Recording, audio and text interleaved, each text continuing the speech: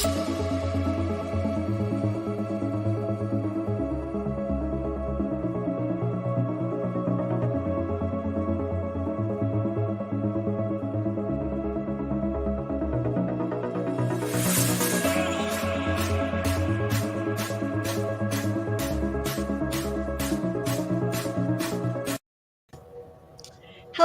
and welcome everyone. I'm Karen Panetta and I'm honored to be the IEEE Awards Board Chair.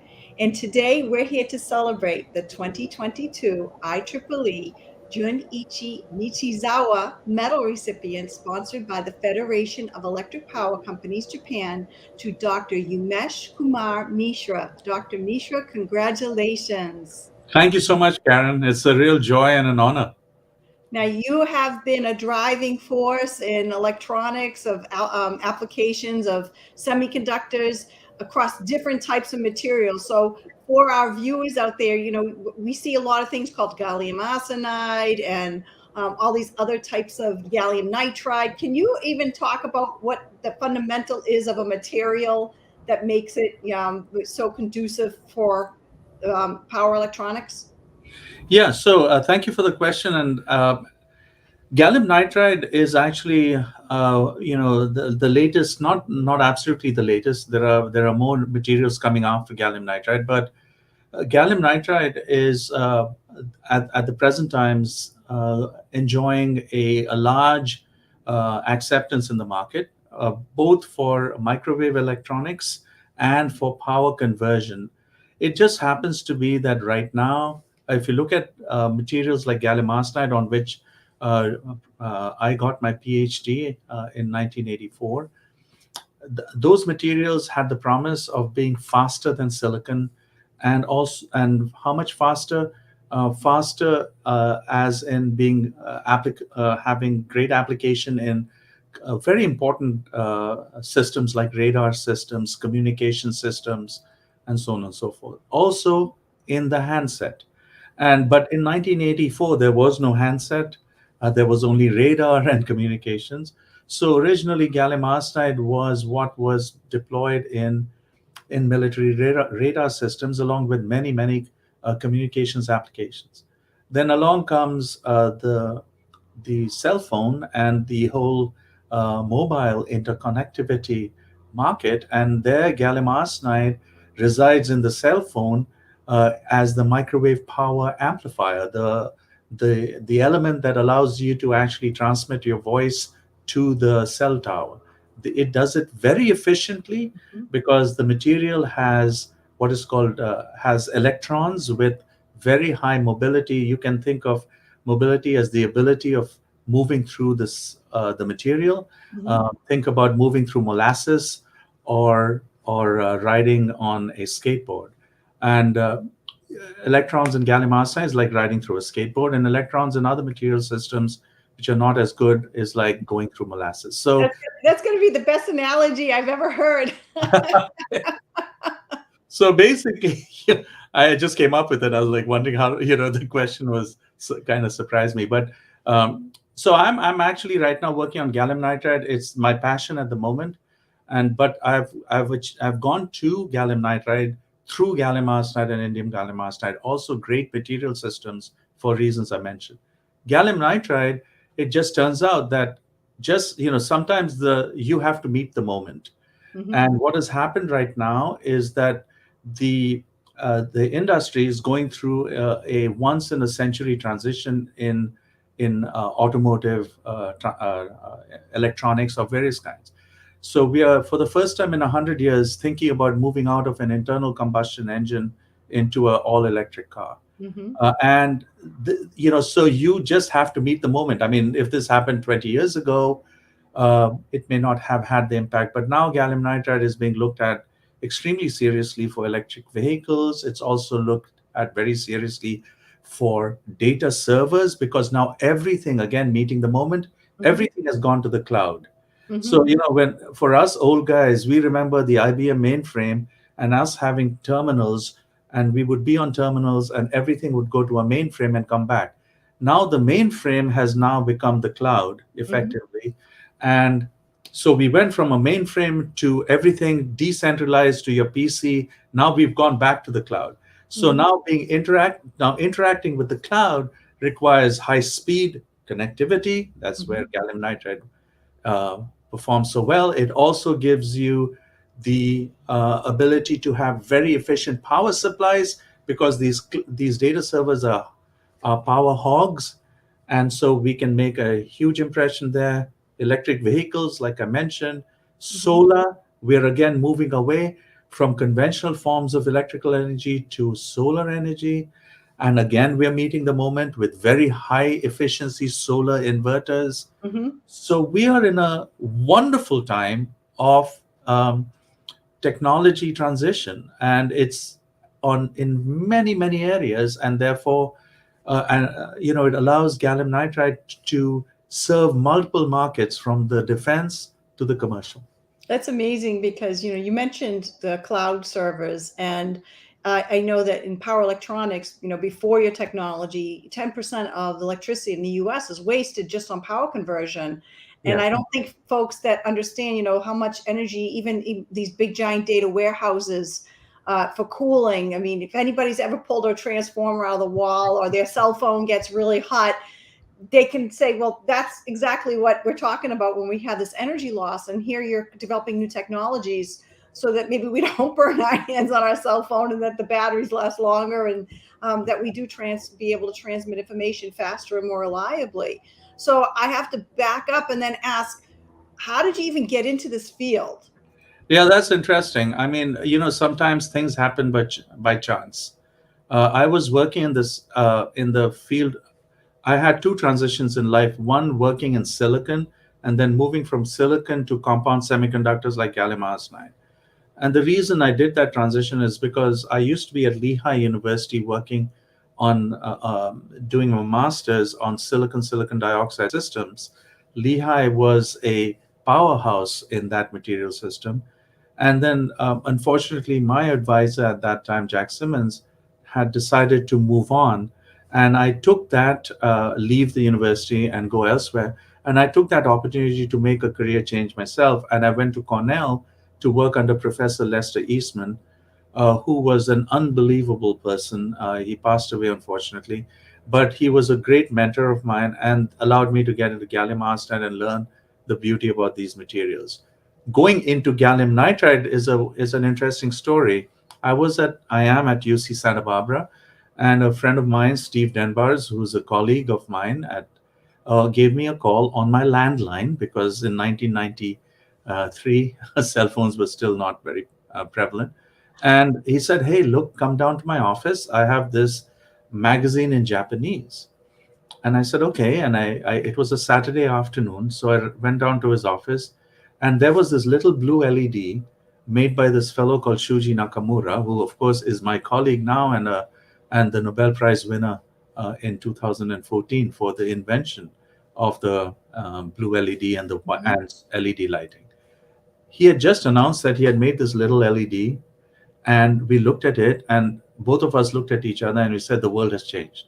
Mhm. This is the material, because if we can have a material that serves both optoelectronics, basically light emitting diodes, lasers, and electronics, here's a material that has a broad impact." Mhm. So both Steve and I made a conscious decision at that time to pivot our research into gallium nitride. Wow. And One so moment. it was just, yeah, it was reading a Japanese trade magazine thing. And I was like, oh my God, this is such an invention. So, and then I basically, because I'm an electronics transistors guy, I looked at the properties of gallium nitride. He looked at it as a blue LED. I looked at it as what can I do for radar communications, high speed communications, energy efficiency, all the things that drove me. And it checked all these boxes. So I basically in 1993 basically pivoted completely into GAN. So Wow. And let's talk about even before that. What inspired you to even become an electrical engineer? What drove you? Were your parents pushing you to do this? Was it something? yeah, it's a great question. My father was a physicist and an electrical engineer, and actually worked on very high speed electronics. He actually was the director of the solid state physics laboratory in India, and he worked on 94 gigahertz, which is a very high frequency gun diodes, basically a microwave transmission element. So I grew up in a home where my father was doing this kind of stuff, and my mom was a doctor. And I wanted to be a doctor, but my sister and my brother, who was older than me, both became docs. And then my father basically gently urged me not to be a doctor.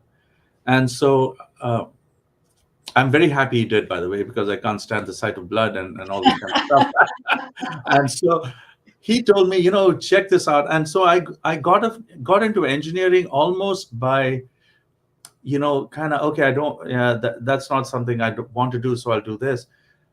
But what happened was, once I went into engineering, semiconductors really caught my fancy when I was as an doing my undergraduate at an institute called Indian Institute of Technology in a city called Kanpur in India. That institute was set up uh, under the directive of President Kennedy, under what is called a Kanpur Indo-American program. So professors from MIT, Columbia, Kansas, Berkeley, they all went to India and set up this institute in the image of an American tertiary research institute. So in that environment, I grew up as an undergraduate, and I fell in love with semiconductors.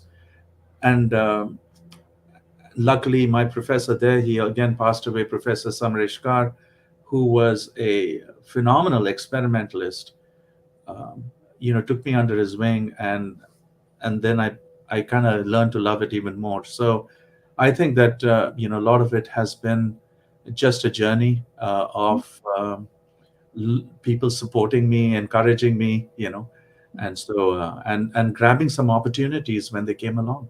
Let's talk about the rest of the journey, because most folks think of professors as people who just publish and they get research money and they publish, and yet what the impact is hard to discern. But you are an entrepreneur as well. And can we talk a little bit about how you did your first your first one, because I know you're a serial entrepreneur. Can we talk about how you made that transition, or what made you take the leap? Because that's a terrifying leap for even people who want to do entrepreneurship from the gate. Yeah, actually, I was not. I was not born entrepreneurial. My family is kind of was more into do education and blah blah blah.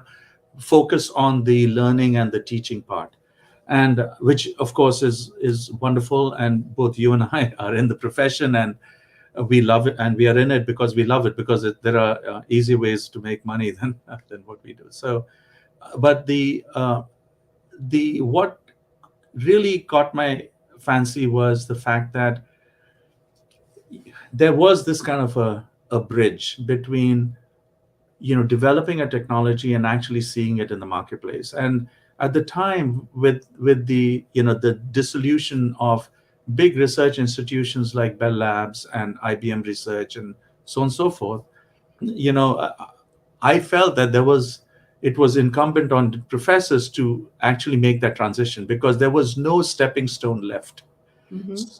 I mean, at that time, I mean, and these are just my opinions, and then it's not gospel in any way. This is just the way I thought. And then I think, okay, we have this technology. It'll either die on the vine, or it'll not die on the vine. It'll either be just a producer of papers, Mm-hmm. or we take that leap. And we did. Steve Denbars and I co-founded that company, and we basically decided to really try to take both the LEDs and the RF. At that time, we had RF GaN, basically microwave gallium nitride devices, and we decided we'll do the tech transfer by ourselves. Wow. We will basically take the semiconductor from the lab and then make it bring it to some level of sophistication that the next person in the relay, an industry of bigger size and closer to the consumer, could see it as not being just a, some paper or a PowerPoint event. So we thought we will do that transition ourselves, and we did it. And Cree at that time, and we basically did a pretty good job. We made the world's brightest LED at the time, Mhm. and we made the world's best gallium nitride transistor in the company Nitrous. Mhm. And at that, then Cree saw the value in us, and they bought us. And actually, Neil Hunter, who was the CEO of the company at that time, said it was one of the best investments he made, because it drove both their RF. Mhm. I mean, I'm not trying to say that we drove it. I'm just saying it helped drive both their RF and their LED um, businesses, and kind of push it, accelerate it. So I think that it's a, we then I got a taste of, yeah, this is what one needs. I think we need to go from academia to a small business. Otherwise the buck will stop in academia, and that's not where the buck needs to stop. Yes, and then most folks also, especially young people starting out, they usually think that, oh, I mean, you are a rock star, Dr. Mishra, and they look at it as like, okay, this guy just, he hit this great technology and he started his companies, and that's been great, and it's just this linear path of success. Can you comment on people who think that?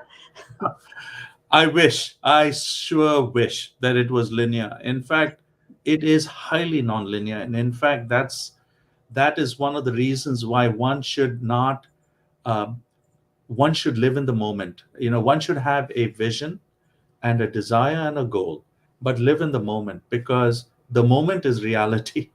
And reality bites sometimes, and reality is extremely good sometimes. But you live in the moment so that you can actually derive uh, success, both from success and from failure. Hmm. Because if you don't derive success from failure, it's truly a failure. Hmm. So, and if you're not living in the moment, the failure is going to have you dejected, and and when you are depressed about something, you ignore it. And that's the way we tend to protect ourselves. But we have to embrace the failure and the success, and mix the two to take the next step.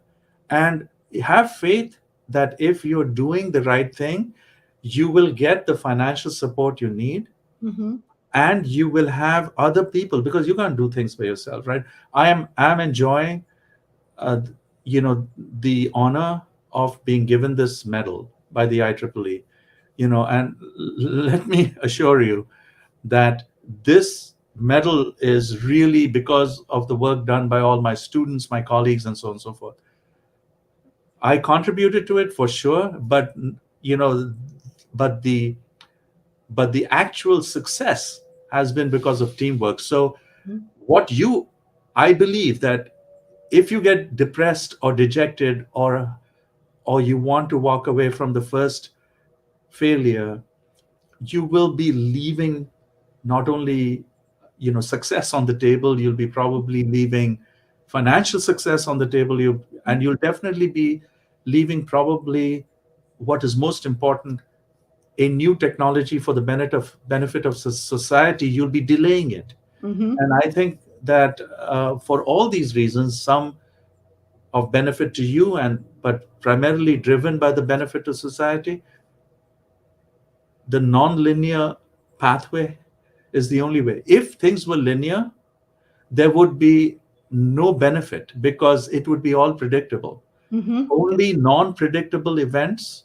are events that create value. Hmm. If I know that I can go from point A to point B, there will be no value, because everybody knows you can go from point A to point B. It's just going from point A to point B. Everybody knows that point B is where the value is, but the path is undetermined. And that undetermined path is the source of value. Hmm. So I think that you got to embrace it. Yeah. Wow, you're giving us some great quotes here today for us to remember. I like the path, the value of the path undetermined, Yeah. as well as embracing the failure, because we always say embrace the failures, but a lot of folks don't want to get back up afterwards because they internalize it that there's something wrong with them. But there we go. We put it up there. Non-predictable events create value. So we're going to be propagating that one around IEEE, Dr. Mishra, in your honor, because I really like that one. And you know, the other piece is you talked about your students. You talk about your role in mentoring and some of your philosophies in mentoring and your engagement with students. Yes, I have. I love my students. First of all, I think that they are just they are the reason for my success, and my engagement with my student is pretty, I think, not unique but different from others, and in the sense that I have implicit faith in them, and so I basically I don't worry when they fail because I don't judge them. I and s- my approach to them is much I think much like a coach would approach a team. It's you know you just everybody on the team is good. That's why they're on the team, and they may not be equally good at everything, and not everybody is a Tom Brady, or not everybody is some. So you don't need like you don't make up a team with 12 quarterbacks, right? So I think that it's important that each student realizes that I appreciate them for who they are, but what I do insist on is excellence. So I always tell people, you got to strive to get the gold medal. You may get the silver, you may get the bronze, but you got to strive for being number one. And I say and the reason for that is success begets success. If you succeed, then the next success becomes simpler because people believe in you, and therefore you succeed more. So I am very success driven, but I don't micromanage. I don't have group meetings. I have produced 75 PhD students as of today. Wow, congratulations. Wow. Without having group meetings. And Wow. the reason is that I think that first of all, I don't know how to run very effective group meetings. That's the honest truth. The second is I think that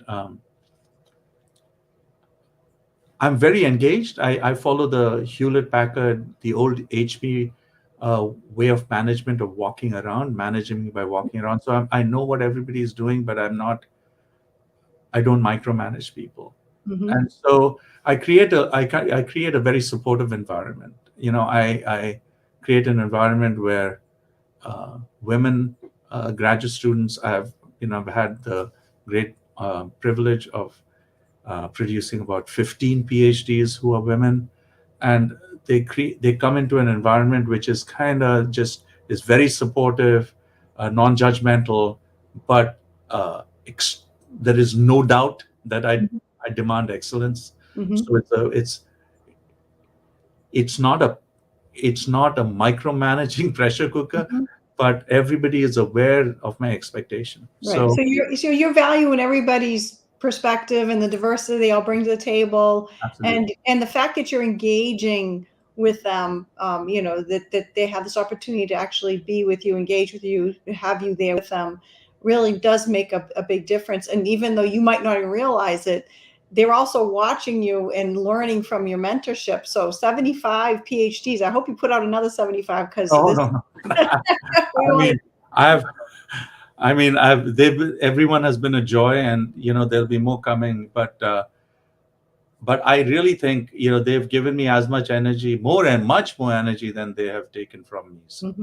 Yeah, and I was going to say that we're also going to, because of this broadcast, you're probably going to see a huge upsurge in applications to your PhD program that are going to want to work with Yeah, you. go use CSB. Yeah.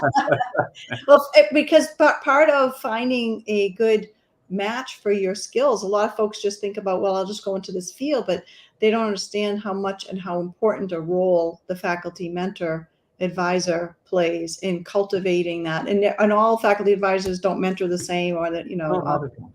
so, and that's something I think that you really have truly excelled at, even if you don't have group meetings. So I, I think I mean, that's a, by the way, it's not something I recommend to every. I'm just saying that's what I do. I think that other faculty members run their groups wonderfully. Each one is different. Yeah, that's. mhm. And so let's talk a little bit about, for the future. What are you thinking about for the future? Do you see more like artificial intelligence playing a role in your field? Huge. I think that machine learning, artificial intelligence, the I personally believe that there's going to be a. I mean, we are already becoming more kind of a, just a unified engineering enterprise. By Mhm. that I mean, you know, in 20 years ago, you could very easily define what is an electrical engineer, right? And you could very easily define what is a chemical engineer. But now, electrical engineering folks are doing bio stuff, and bio folks are doing electrical engineering stuff. So what is happening is there is, as you know very well, being the dean at Tufts, there is so much intermingling Mhm. of expertise, and machine learning and artificial intelligence is going to basically be a kind of a foundational. Right, uh, like a tool that we all use, just like word processors. exactly, that's a wonderful analogy. I'm going to use that one. It is going to be almost like that, because uh, I think that it's just amazing, and the power of computation and Mhm, data sets and available data sets and everything else mhm. has made this field just. I mean, it's just amazing how far it has come in so little time. Yeah. The And walls have come how. down. I usually say the walls have come down on the discipline and boundaries. And I remember when I used to have students, and of course they take circuit theory or they take microcontrollers, and they come in and say, I don't want to code. I just want to do circuits. And I don't want to, and now it's like, Yeah, guess what? Yeah, you're going to code. Yes, you're going to learn how to simulate. Yes, you're going to learn software. You're going to learn hardware. You are going to learn bio, so there's no more of this true, isolation if you want to be successful. you're absolutely right. And I think that, and one of the things that I embrace is, as as I'm growing older, and basically, and also going out into industry. When we sell products from my company Mhm. Transform, or right now, when we sell, we don't, even though we are a chip company, to have the product be valuable, you've got to sell a full reference design, which will basically include firmware, software, you know, everything. So you can make a chip, but you can't sell it unless it's embedded with all this other stuff, because people won't know what the hell it's useful for. So Yeah. I think that there is going to be, um, yeah, I don't know how you feel about this, Karen, but you know, engineering is going to look really different 30 years from Absolutely, now. Yeah. absolutely. I agree with you wholeheartedly. I think that, even we talk a lot about bringing the arts in, and, most Oh students today are interested in music, drama, art, all these different things. And that really is what the diverse perspectives brings in. And that's really dispelling what people think about us as engineers, right? Because we don't do that. We just sit with our soldering irons doing our yeah. circuit. Exactly. Yeah, exactly. Yeah. Yeah, And then, I totally agree with you. Yeah, the future is unpredictable, as mhm, Niels Bohr probably said. I mean, it's very. I think though unpredictable, it's very exciting, because I think it's going to be very powerful. Um, yes, yeah, yes. And then, so let me ask you another last question here. Tell me, has IEEE played a role in your career? huge role. I mean, huge role. This is it's First of all, I'm extremely proud to be part of the IEEE. I was a student member of the IEEE, and then from being a student member, I went through the ranks of the IEEE. And my what I feel strongly about the IEEE is what it how much it does for the community through its, not only its student chapters, its sections, its all over the world, and it actually integrates engineers. It's truly an international organization, and it Mhm. also, to me, the conferences it sponsors, the engagement. The, this I don't think that the profession would be anything close to what it is without the IEEE. It would be a bunch of, I mean, would progress have happened? Yeah, but it would have been stochastic, and Mhm. it would have been highly compartmentalized here and Mhm. there. So I think the IEEE is fundamental in actually not only the evolution of electrical engineering. I think it's fundamental in the evolution of engineering. Wonderful. Well, thank you so much. And we want to thank you for your time here today. I've had pleasure talking to you, Dr. Mishra. And again, on behalf of the IEEE, congratulations on being the recipient of the 2022 IEEE Jun-ichi Nishizawa Medal, and sponsored by the Federation of Electric Power Companies Japan. And I look forward to seeing you in person at the honor ceremony in California. So congratulations again. Thank you so much, Karen. It's been a pleasure. Thank you for having me. All right. Bye, everybody. Bye.